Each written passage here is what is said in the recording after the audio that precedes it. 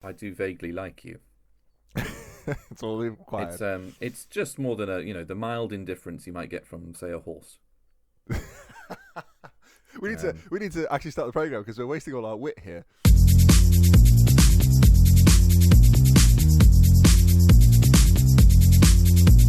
Welcome to Noughty Kids, the podcast where we explore the best of that halcyon age when things were better, dungarees were worse, and the Spice Girls ruled with an iron fist. it is, of course, the late 90s and early noughties.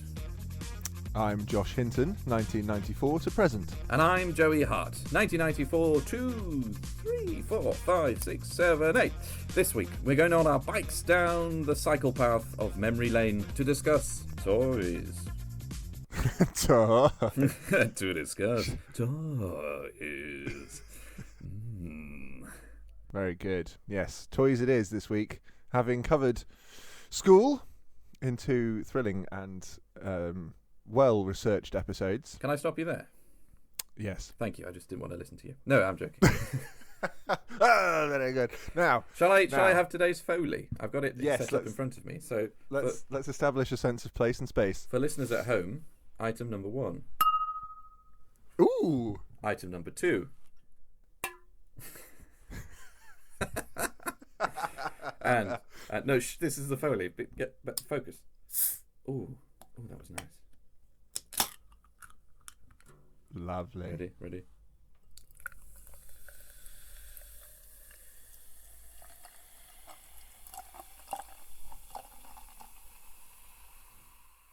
Ooh, yeah, that was good. Oh, good. copyright Coca-Cola. What was it? Is it Taste Coca-Cola? the feeling. No, it isn't Coca-Cola. It is. Other brands are available. Oh, it was a lovely can of other brands are available. It was. It's one of my favourites. Where were we? In any exploration of the halcyon age of the late 90s and early noughties, when we were but young'uns, we were butt young'uns. What's a butt young'un? Suddenly, a wild butt young'un appeared. Oh no! Look away from the butt young'un.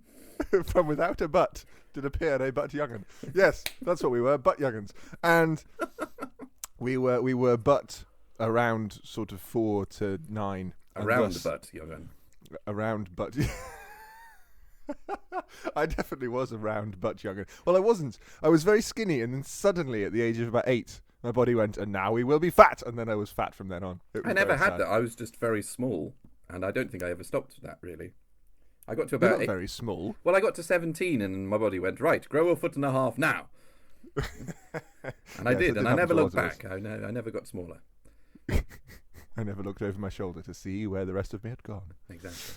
And yes, so at this point in life, toys are a very important part of your experience. They're a very exciting part of the world, As they should be.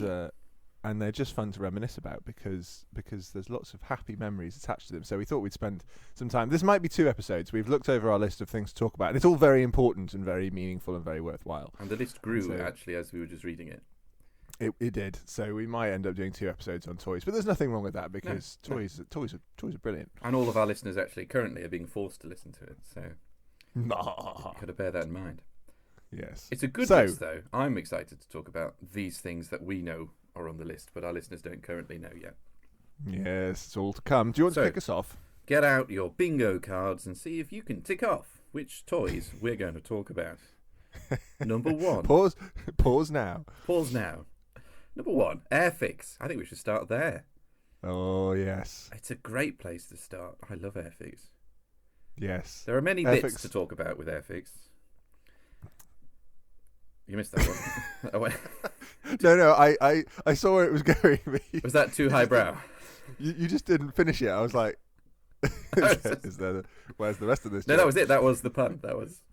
It was a weak pun to begin. Just starting off with gentle puns. We'll work up to the big stuff. Requiring some assembly, obviously. What was your favourite Airfix model? Oh, that's a very good question. I'd prefer to start with what was my first Airfix model. Okay, then what was your first Airfix model? I can't actually remember, but... It's good banter, well done. Do you know, actually, I do remember. It was a Gnat. Or a Gnat. Interesting. In Red Arrow's colours. And the most interesting thing about that is actually I was just given the same kit by my sister for Christmas. Ah. And I don't have the original Gnat. Oh no, that wasn't the first. That was the second kit. Would you like to know what the first one was?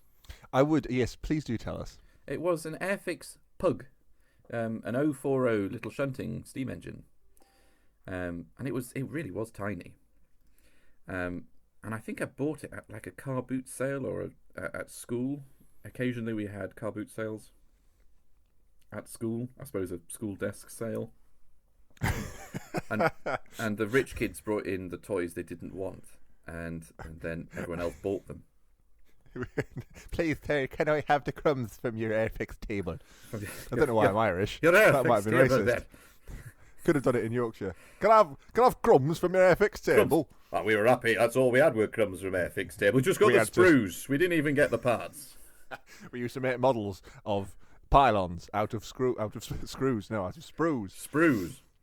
We knew how to entertain ourselves. Exactly. We didn't have glue. We just licked them until it stuck together. So you began with a train and then a gnat. I thought the law was that you had to begin with a Spitfire, which is what I did. Yeah, I did have a Spitfire very early on, but those weren't the first. The first were these kits that I'd bought from school. I think the gnat was an actual present, but the loco was I found it at a school sale, and I built it. And what always upset me was I wasn't very good at it at this point. What with it being the very first one I've ever made. And so it was all slightly wonky, and I think this is partly the fault of the kit, because you built the kind of top half, and then there was the kind of the frames with the wheels attached, and there wasn't really kind of any locating to match them up properly, and so I kind of put them on skew width. So when you put it on my model railway, it kind of looked a bit weird. And that did upset. And there was way too much glue, and everything kind of slowly melded into one blob. Oh yes, the awful discovery that if you put too much glue on, you could put your fingerprint into the plastic. And strangely, the more coats of paint you added, the worse it got.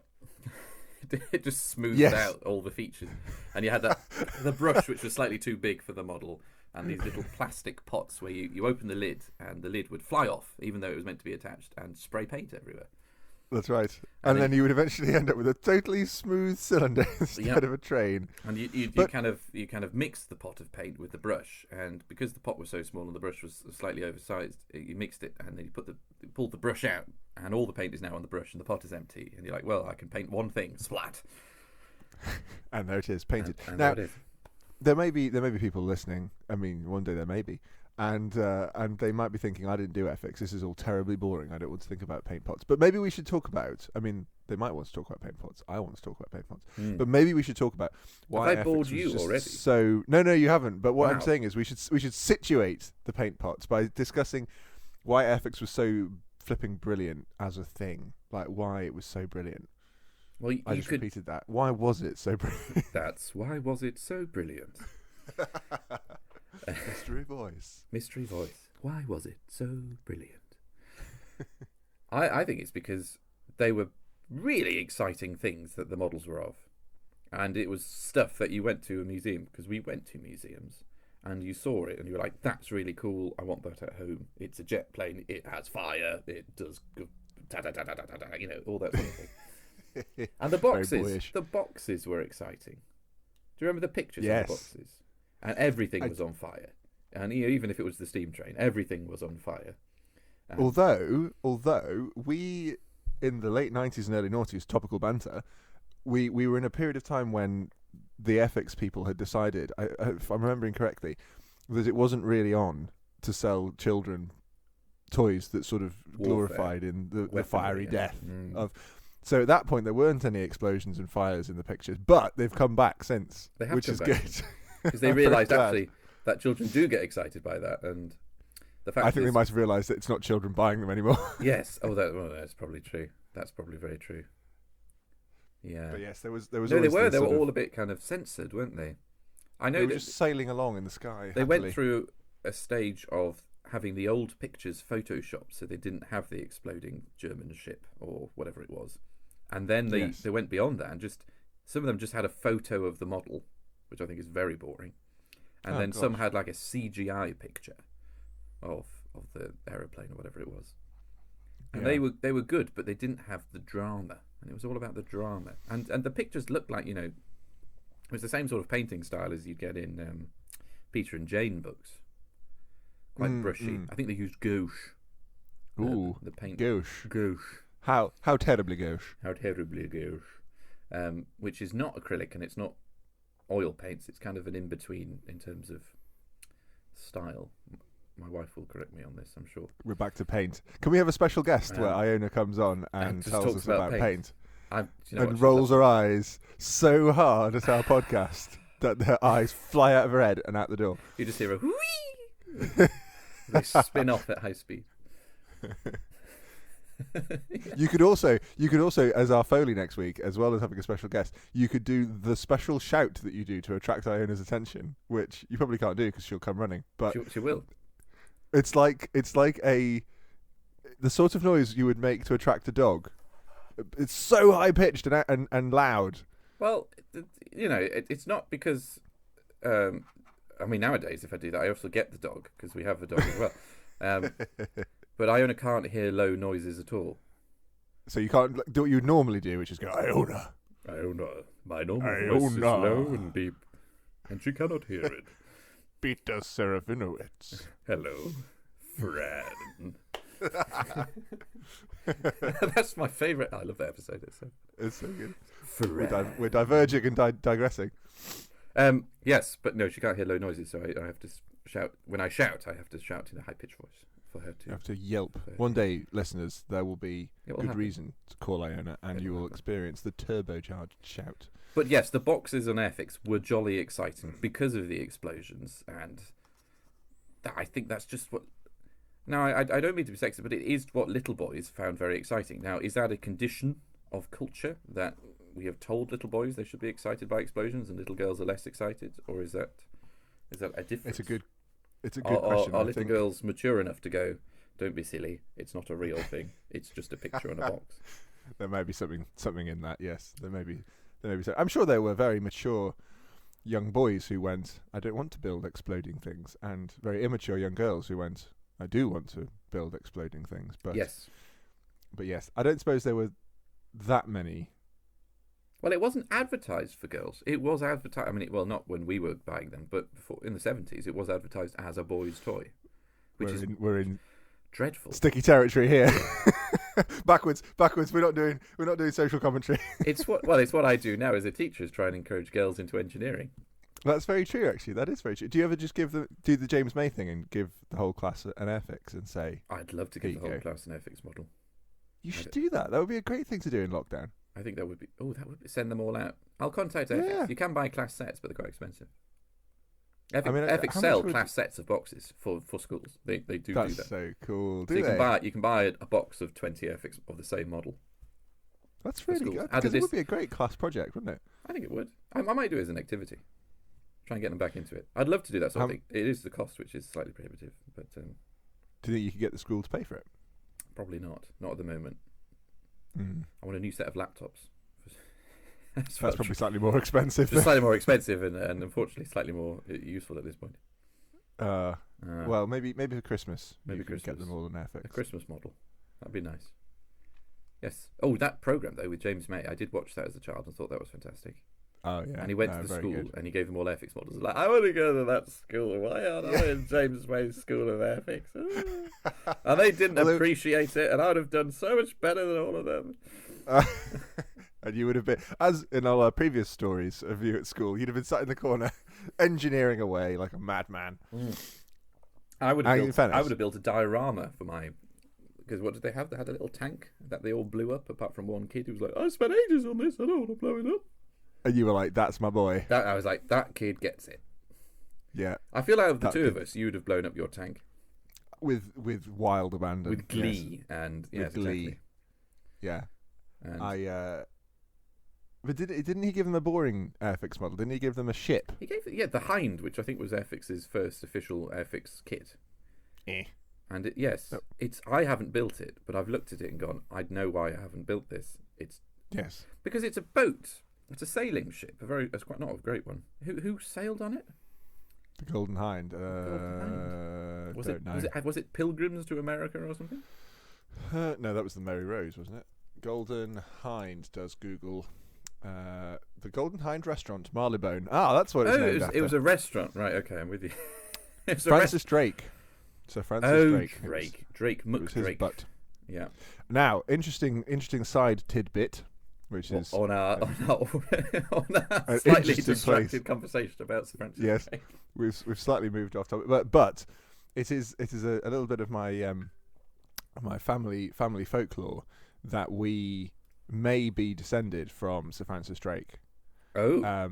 Which that was something I was told when I was very young, and I spent ages going around school telling people who didn't care and who didn't know who Francis Drake was that I might be descended from him.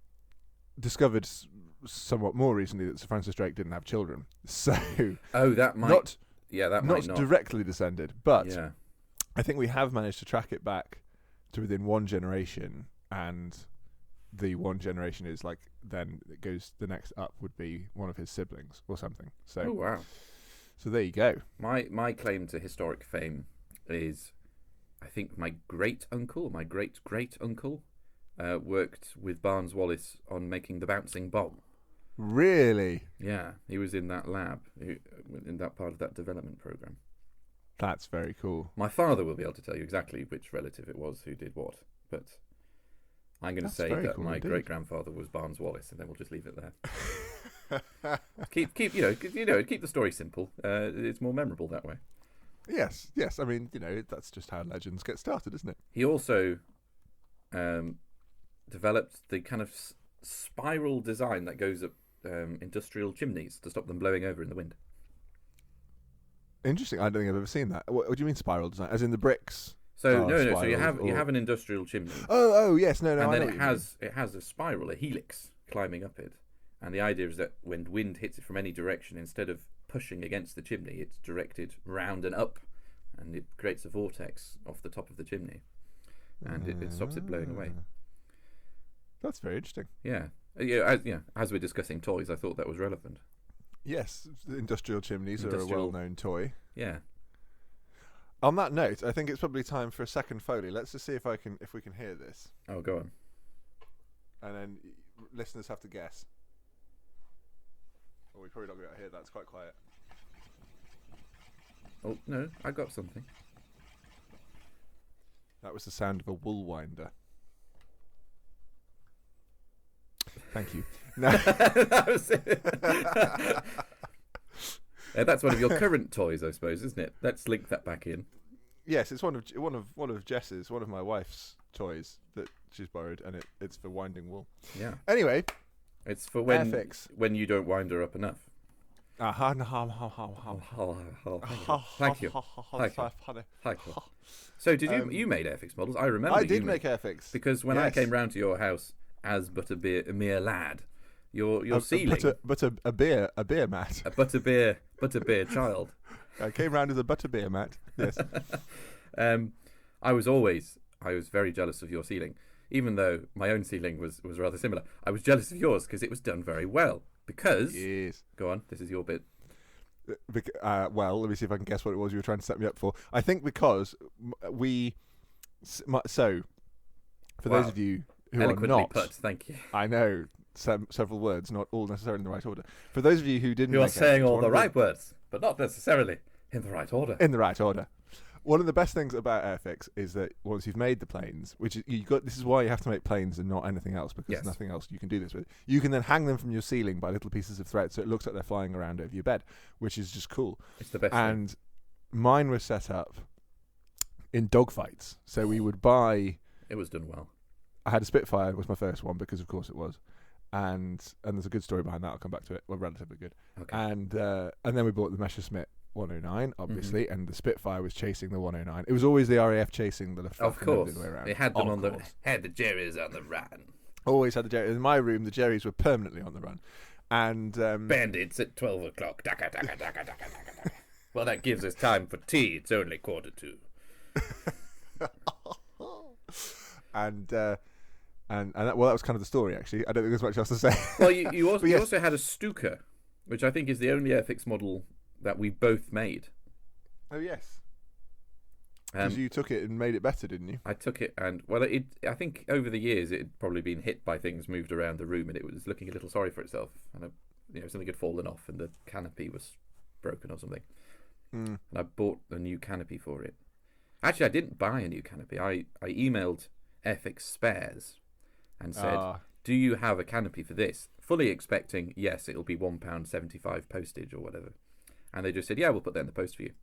I was like, oh. That's very good of them. Oh, thank you very much. And so I got the canopy for free. I put the canopy back on. I don't think I repainted. Did I repaint? I don't know if I repainted the whole thing or just. I think I just fixed it. And I don't know. It's in a box somewhere. But this is going to say the thing about how I got the Spitfire. That I got the Spitfire. I think I'm right in saying this. When my dad and I went on a date, we had some friends that lived in London, and we were staying with them, and we went on a day trip to the Imperial War Museum, which it has to be said again, stereotypes and all the rest of it. But for me, anyway, being 7, 8. Yeah. And having a special, just me and my dad, afternoon at the Imperial War Museum, looking at the tanks and planes and things. It's got to be one of the best things you can do. Oh, it was possibly the best day of my life up to that point. It was just like and so this was good. before so they cut the floor out. Have you been recently? I have, yeah. It's all up the middle, isn't it? It's all up the middle now. Atrium. Yeah.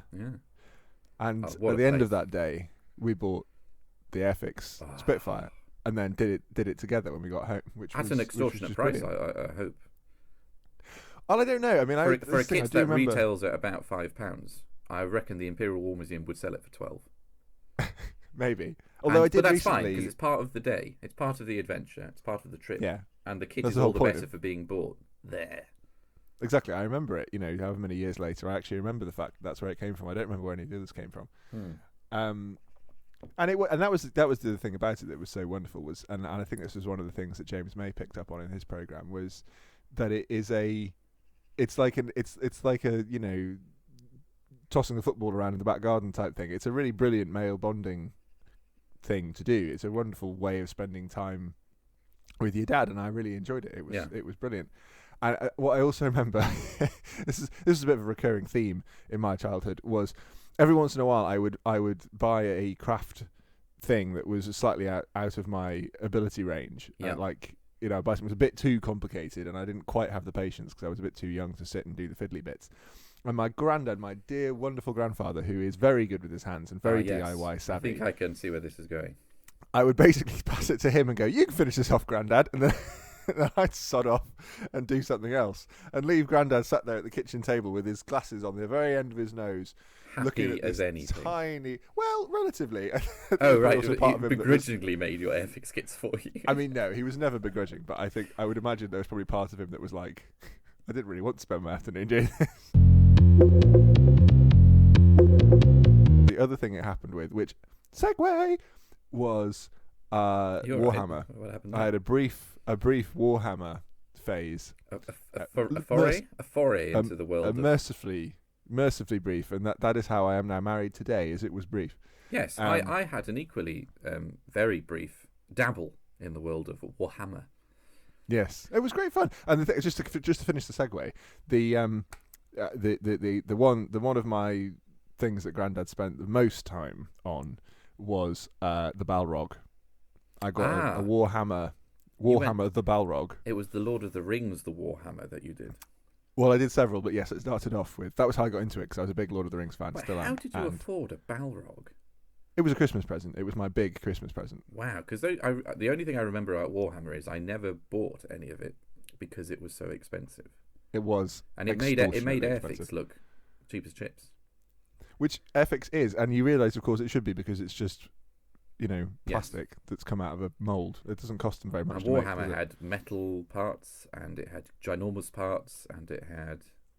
But even with Warhammer, even if you just bought the plastic ones, I mean, they were cheaper than the metal ones, fair enough. But even then, they were still very expensive. Very expensive. And actually, not a lot of assembly for some of them.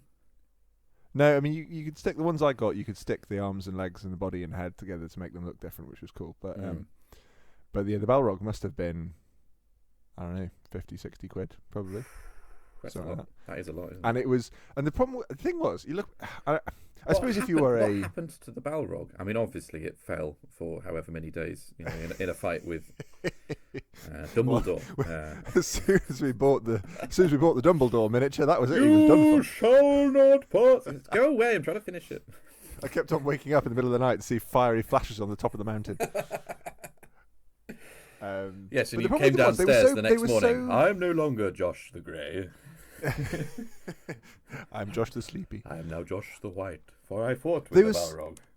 They were so poorly made, though. This is the thing I don't understand. I suppose if you were an old man who liked doing modelling, this was fun because you needed something to fill your time with. But old man. The metal ones just wouldn't stay together, and you ended up having to drill holes in them and put bits of metal in. I think that's what you were meant to do. You meant to have a collection of 1.3mm brass rod or something, weren't you? That you could somehow call upon to attach wings to things. Yes, which I always thought was. I never did. I was always paper clips and bits of super glue in an attempt to try and recreate these things. So what happened to the Balrog then? I never saw the Balrog. You never saw the Balrog? You must have seen a Balrog. Well, not a real one. Well, I never saw your Balrog. Well, it was on my Lord of the Rings themed Warhammer board. I'm just looking for pictures of it. Here it is. Let me show you. This is exactly what. Are you going to send it on chat? Listeners at home, just imagine a Balrog. Oh yeah, that does look like a Balrog. Oh, the fire. You painted it then post? I did, and actually, in all fairness, I mean, it wasn't that good, but it did look relatively similar to that. It wasn't far off. Balrog-y. Yeah. Anyway, it's probably ended up in my parents' attic. I don't think any of my Warhammer was binned. Well, let's hope we'll have to dig it out when we're allowed to do that sort of thing. We will, yeah. Yeah. So you did Warhammer as well, did you? What was your? So I was only interested in Warhammer because it was quite exciting because it was great big armor and it was all very dramatic and the proportions were so superbly bizarre. These tiny little heads and these colossal great bodies and armor and they had swords with chainsaws attached to them and that sort of thing. And it was just exciting and silly. But the cost always put me off, and so for years and years I never had any until I found a few people at school who had loads, and they had a box of just broken pieces that had come off it, and they were not interested in putting them back together or gluing them up, or that wasn't what they were doing. So I just said, "Can I have some of your the discard pile, the broken bits and pieces?" And I think I managed to get in total about 6 figures. Now these were Space Marines, which were space soldiers in bluish armor, and I had this collection of bits and weapons and arms. It was just mostly arms. I had lots of arms. And so I glued these. You see, you made some Hindu Warhammer. Well, you say that, but yes, that's exactly what happened. Is I glued them together so that they all had 4 arms. But I trimmed Excellent. it. I trimmed it so it sort of made sense, and I think they were called a mutant kill squad or something. It was a very yes, which actually was a thing in Warhammer, and you're allowed to do it. But I never played the game. I was never interested in that. It was figure painting was what interested me. Yes. And I spent hours on these, and then I got the little bits of stone and grass scatter from the railway again, and did the little bases so it looked good, and it had like a footprint in the mud, and it was all the leather straps were painted with 2 coats of whatever. It was all a bit much, but it was figure painting, and it was great fun. I think I gave them to somebody in the end. So they came at no cost and they left with no monetary gain. I was merely a custodian of these fellas. Well, I did Lord of the Rings for a while, and then I moved on to Dark Eldar, and this is where the nerd quotient goes through the ceiling. And I had some of those, but I never painted them. Oh, really? That was the other thing that I got in the box. I got a couple of those, but I wasn't as interested in those because they were all spiky. I've just thought of a good connecting story as well. I remember one year deciding that what I was going to do for Father's Day was I was going to paint a Dark Eldar speeder bike, multicolored, sort of like a weird rainbow psychedelic Dark Eldar speeder bike, and write Happy Father's Day on it in paint. I can't think of anything more fitting for your father. I mean, I think the thinking was, I put time and effort into this, and therefore it shows my love and affection. Which and I'm sure your father would have looked at it and gone, you've clearly put time and effort into this. It shows love and affection. Yes, but nevertheless, I say this. I mean, I think that little speeder bike sat on his shelf in his office for quite a long time. So Oh, there you go. And he'd have looked at it and gone, "Yeah, that's from my boy. That is. I'm really proud of him." What the a way nerd! He's scrawled in terrible handwriting the words "I love you, Father" or whatever it says on the side of that bicycle. If only he'd scrolled it on something more sexy, like a piece of paper, or the back of a Pringles packet. What's a Pringles packet? They come in tubes. That's true. There is no back, only the front. It's one. Do you know a Pringles packet would do well to have a kind of a helical structure? Ooh, let's take your grandfather's invention of the industrial column thing, whatever it was, and turn it into a Pringle packet. Yes, to stop Pringle packets from just having a front. So they can have a back. Pringles packet deserve backs too. More backs for Pringles. Talk about the issues again. Here we are.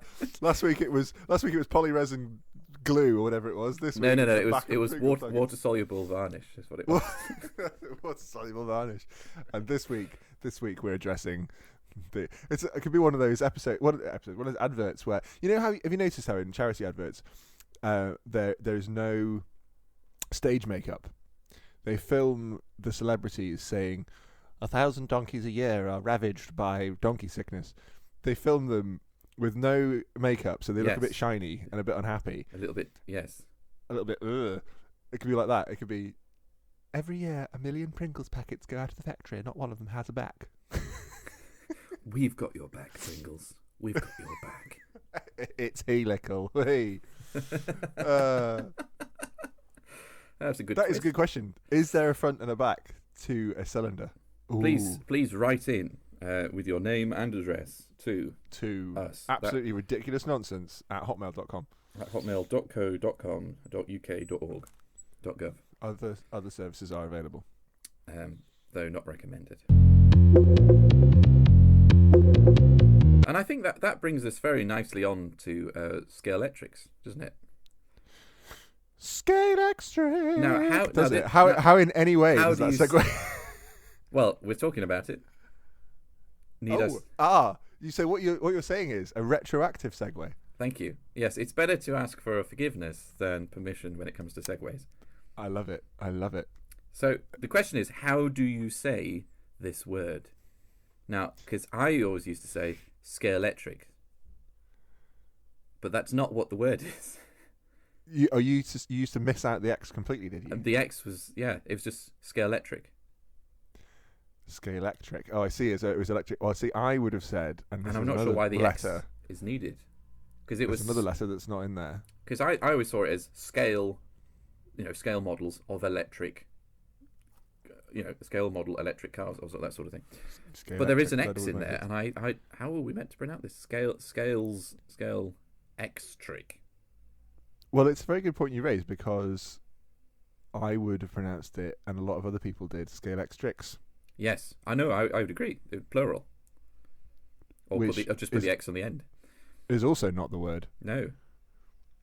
It's like, I remember the first time somebody spelt football the way we pronounce it, and the way we pronounce it is FOOP, ball. What? No, I have always said football with a. That's because you went to private school. That's true. No, so I went to school. No, but think about it. That's exactly how it's pronounced. Football. FOOP, ball. Football. Football. Yeah, no, football. That's fair. Like handbag, bag of ham.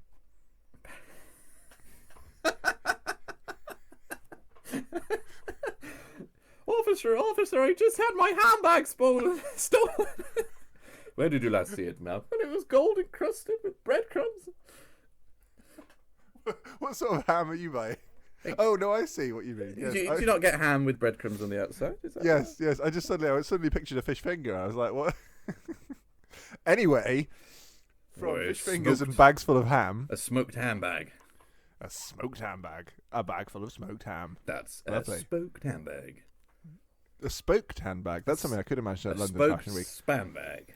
We should do, I mean, not us, but somebody should do. Yeah, Not us, but somebody. But we, the human race, not us, but somebody should do an entire London Fashion Week collection based on spam mispronunciations. Like, I don't know what a football dress would be, yes. but a handbag. I'm sure Christian Louboutin or somebody who doesn't do shoes could make a handbag made of ham. Lady Gaga already did it, didn't she? Actually, she's done behind the times. Yeah. What about a spam bag? That's kind of the slightly cheaper version. The Brexit version. Yeah. Spam. And spam. I had spam. Eggs, bean, ham, and spam. I'm not even going to try and do it. I can't do it as well as you can. Oh, come on. Have a go at it. Spam. That's pretty good. That's not bad at all. Spam, eggs, beans, spam, eggs, toast, beans, eggs, and spam. Spam. These chimneys remind me of my dear old Jim. Oh, that's a reference that absolutely literally no one will get. You say that, but Iona referenced Canterbridgian fun the other day. That's because she's your wife. I know, but she was very upset that when she realised that this is what she'd done.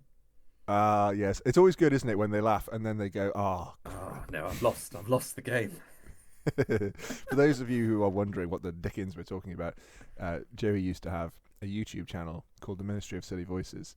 Don't look it up. And it does still exist. We did lots of silly voices around Cambridge, and it was fun. And one I think of them those are the best videos. Was that? I think they were quite good. I do every once in a while worry that they're going to surface at an inopportune moment in my life, and people who I need to seem terribly serious in front of are going to find them and be like, "What on earth is wrong with this person?" Because they are somewhat ridiculous. Oh yes, this quote from Iona was one of yours from the video. And she wasn't saying it to me. She said it to somebody else and then told me that she'd said it to somebody else. And it was there was a history program she was watching. And it said, it's steeped in history. And then she immediately said, and heaped in stistory. Yes. And then she looked very sad because she'd realised what she'd done. I'm in your head, Iona, who can't escape. There is no escape from this strangeness. Well, that's good because that's us referencing ourselves instead of somebody else, which I think is we're winning at that point. We're improving, and that brings us on to Scalextric. It does. Excellent. It doesn't, but now it does. Now it does. I like that. Because I think that's a great way. We'd got off the rails somewhat in a similar fashion. Just like a Scalextric car does when you go too fast around the corner. We'd pulled the trigger on the topic we were going to discuss, and we were too makes, zealous. Do the noise. The car was lost. Off it goes. It makes it kind of, doesn't it, as it starts? If you're going really slowly, you try and get the car as slow as possible. It goes, and the controller vibrates in your hand, and it has that horrible scrapey noise. And you think the electricity is going to escape and kill me? Yeah, you do. That is the concern. It goes as it goes around the track. Damn it, Peter! And then it continues, and then it goes, and it goes off. It goes across the floor. Yes, and under the sofa, under the bed, never to be seen again. And that was part of the fun. And then the body had separated from the car, and those little copper brushes that brushed along the track kind of were now at jaunty angles, and you had to kind of stuff them back in and squash them down. Yeah, roll them back down again. Yeah. My very happy memory of Scalextric was it was another big Christmas present one year, and we were quite good friends with our next door neighbours, and that Christmas they were somewhere else. They'd gone to see their family, and so they said that we could have their house as a sort of an overflow space because our house was quite small and we had all the family around and all that. Is this the house that your parents are still in now? Yeah. Oh wow. Okay. The neighbours across the drive rather than the ones literally sharing a wall with us. What a strange thing to offer your neighbours. Well, no, not really, because we were just, we were good. It'd be like if you and I live close together and you were away for Christmas and we had like 8 family members staying, you might say, feel free to use our living room. Anyway, so once we had the Scalextric unwrapped on Christmas Day, we went next door and set it up, and so next door's house became the Scalextric place, and it was like for the whole of the Christmas week, you'd be like, I'm just going to pop over and play some Scalextric. Just going to pop next door and have a go at the Scalextric's track. Gonna hit the track. And it was the best fun. It was so great, and they had a nice, neat house because they didn't have kids, and so when the scale electric cars whizzed off the track, you could find them. It was brilliant. Oh, that is good. And what track did you have? Because we had quite a simple figure of 8 with a bridge, obviously, for the bit where it crossed. And it was great because the cars would speed up along the straight and then naturally slow down around the corner. So it goes as it went straight corner, straight corner, straight corner. So again, how many? What did it do? It went like that. And that's all it did. And because you never had enough track to actually have a race, realistically. No. Let's do 500 laps of this tiny track and see who survives. And after 2 laps, the first person's already come off and you're like, yeah, I'm the victor. Let's do that again. Yeah, there's not really any way of doing a race, is there? Because unless the other person stops immediately when you come off. There are clubs of people who have a lot of track and they do it properly. But I think at that point you become a bit of a nerdy old man in a shed. Imagine that. And I never want to become a nerdy old man in a shed. No, we're so very far away from being such a kind of person. I don't think that could ever happen. No, unlikely. Very unlikely. But we had a figure of 8, but I've just realised that ours was terribly clever because ours had inbuilt obsolescence because our figure of 8 didn't have a bridge going over the top. Right. It had an intersection. The smash and dash kind of edition? It was. You were almost you were encouraged to break to smash them into each other because on the front of the box. That was the it showed them smashing into it. Yeah. Yeah. And as a child, you think yes, and as an adult, you think what? No. It's like, why would I buy a toy that's encouraging me to destroy the toy, so that I can buy more of them? Yeah, that's not. But that is the advertising, isn't it? Have a road traffic incident. Why not? Life lessons. That would be for such a great box logo. Ever wanted a road traffic accident? Well, now you can at home. In small and portable format. I'm just T-bone your friends. Electric now on. Don't say that on Amazon. That's what it's called when you get hit side on. Holy bananas! These things are expensive. Oh gosh, have you? Yeah, you just looked them up. You can even buy the old ones, but they're almost equally expensive. £400. But is that the big one? We had kind of a mini version, which was, I think, the same scale as a model railway. So the cars weren't actually that; they were only about 3.5 inches long, something like that. Oh really? Oh no, we had. You were full scale, were you? They do get cheaper. I think that was just like the super duper extreme version. Yeah. Yeah. There's a slightly. I mean, it's still expensive. It's still like £100, but that's a bit less. I like how we're smashing through these topics at such speed. Well, we we're very important issues. We've got to cover them all. We've got to make sure that the public are informed. Oh, there you go. Here's a figure of 8 with the crossing, as you say. £25 brand new. Oh, well, there you go. Just on the eBays. Other auction websites are available, though inferior.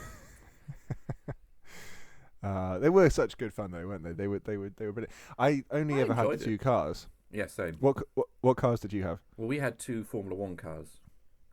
And one was red and one was kind of, I think, green and yellow.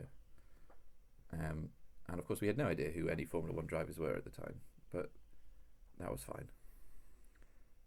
And it was good. We had these little plastic fences that you had to attach to the corners to aid the car in flying as high as possible. Because normally if you didn't put them there, the car kind of slid off, straight. But if you put these on, it kind of caught it and then. Yeah. Yeah. Let's do that again. What did it do? More failing. God, it's like I'm there. And then always like a magnet under the sofa, under the armchair. Never under the bed, gone. And never to be seen again. And then the rest of the afternoon was just scrabbling around trying to find it. It was. You got friction burn, didn't you, playing scale electric? Oh gosh, yeah. From your knees on the carpet. You just shuffle. I think one of the best things about being an adult is you can look back at these things and go, do you know what, I'm going to buy that, and in the future when I have a child, they can have all these experiences that we had. Yeah. I am actually. The problem with this episode is I keep looking things up on Amazon, thinking, I know. I'm an adult now. £25 is not that much money. Actually. Yes. Probably buy it. Excellent segue onto the next topic, which is toy trains. I was having a rummage through my collection of bits and bobs. Finish that sentence, please. And I was having a rummage through my box. And when I'd finished that, I went and had a look for my model railway.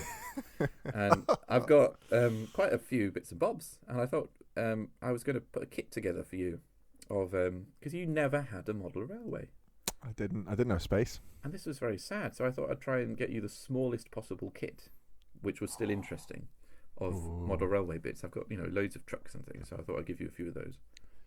That would be very exciting. I mean, we've just got a small tea chest. So if it's small enough to fit on a tea chest, well, it was the sort of thing I thought, because when I started playing with model railways now it's a toy train.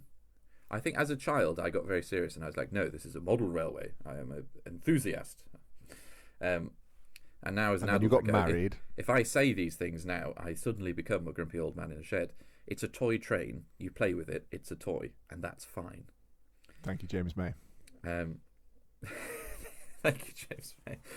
I think it's important that we say they're toys, because they are toys, and I don't think there's anything wrong with adults playing with toys. What is wrong is when grumpy old men say it's not a toy, it's a scale model of a blah blah blah blah blah blah blah, and they pretend they're not playing and they pretend they're being very serious about it. And that tends to be a sign that they weren't hugged enough as children. I think so. So when I first got a toy train, it was great. I had Percy the tank engine from the other tank engine stories are available, including Thomas, and he was clockwork. So oh wow, he was great. So you wound him up with a key, and you set him going. And of course, clockwork, there's no kind of speed regulation, and so the speed that he went was either stopped or way too fast for any track. And so much in the same fashion as Scalextric, he could fly around corners. So you had to wind him up, but not quite all the way, because if you wound him all the way, he was just too fast. And you put a train behind him, and he'd go around the track. And it didn't have a baseboard for quite some time. And so I just had this pile of bits of track, and you put them together however you fancied, and then play around with it. So that's what I was going to create for you. I was going to create something akin to that. Oh, that would have been very, very wonderful. So you can have a railway experience. And I can clear out a bit of the shed.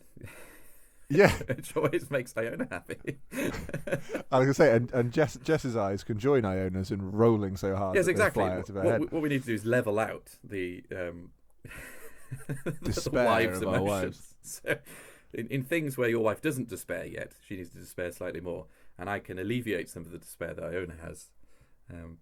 Exactly. Now, we said we were going to aim 45 minutes this time, so I'm going to tie us together here by doing a reverse segue. Okay. Talking about something that we haven't yet talked about, which I think we should, from an earlier section that relates to what you just said, which is this, that I had the most fantastic Warhammer gaming board. Not that I ever played the game, yes, but to put them on, which my granddad made. And this time it wasn't begrudging, it was a project, and it was brilliant, because my granddad was so good at DIY, I would go to my grandparents' house and say, I want to build whatever it was. So we built a fort for toy soldiers, we built stilts, we built candle holders, we built all sorts of things. Brilliant fun.